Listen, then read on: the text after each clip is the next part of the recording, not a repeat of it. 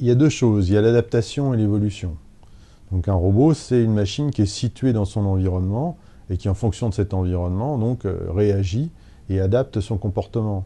Donc c'est au cœur des recherches actuelles d'être capable que le robot s'adapte en temps réel aux situations et du coup apprenne. Et qu'une fois qu'il a rencontré un problème, eh bien, soit capable de réutiliser finalement les erreurs ou ce qui a marché dans l'expérience précédente. Donc ça, typiquement, ce sont des choses que les roboticiens aujourd'hui, dans les laboratoires, expérimentent de plus en plus, et on peut dire que ça fonctionne, hein.